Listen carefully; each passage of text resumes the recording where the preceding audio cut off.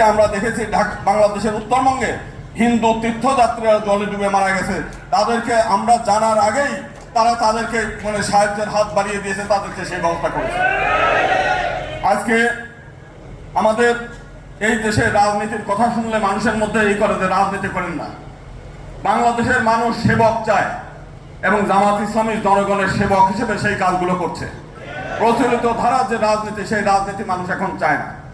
এখন মানুষ উদ্গ্রীব হয়ে আছে যে এই দেশ সব সংগঠনকে দেখেছে, এই দেশের আলেম ওলেমাদের দ্বারা, ধার্মিক লোকদের দ্বারা এই দেশ একবার দেশ পরিচালনা হোক, সেইটা চায়। এবং আমরা চাই যে আগামী দিনে জামাত ইসলামের নেতৃত্বে এই দেশ পরিচালিত হবে। রাজনৈতিক ক্ষমতা না, তারা দেশের সেবা করে ইতিমধ্যে প্রমাণ করেছে যে দেশের জনগণের আমরা সেবা করতে চাই এবং সেবা করে। ক্ষমতা তাদের কাছে বড় চাওয়া না, সেটা অলরেডি জামাত ইসলাম প্রমাণ করে দিয়েছে। এবং এই দেশ, স্বামী প্রণবানন্দ বলছে যে এটা হচ্ছে নীতি, আদর্শ এবং ধর্ম আধ্যাত্মিকতার দেশ।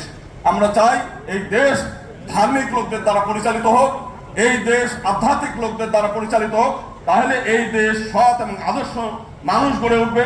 আমরা জামাত ইসলামের আগে 2 জন মন্ত্রীকে দেখেছি যে তাদের বিরুদ্ধে নানান অভিযোগ থাকতে পারে, কিন্তু তাদের বিরুদ্ধে দুর্নীতির অভিযোগ আসে নাই। আমি আজকে আসার পথে একজন বলছিল যে একজন চোর, সে চোরও চায় না যে তার রুমের মধ্যে আরো 2টা চোর থাক, অসৎ লোক থাক, কারণ তার চুরি করা যেন চুরি না হয়ে যায়। তো সেই কারণে বাংলাদেশের প্রতিটি মানুষ চায় যে একটা সৎ আদর্শ এবং সৃষ্টিকর্তার আইন দ্বারা এই দেশ পরিচালিত হবে, সেইটা চায় এবং আমরা সেই দিনের অপেক্ষায় আছি। ধন্যবাদ।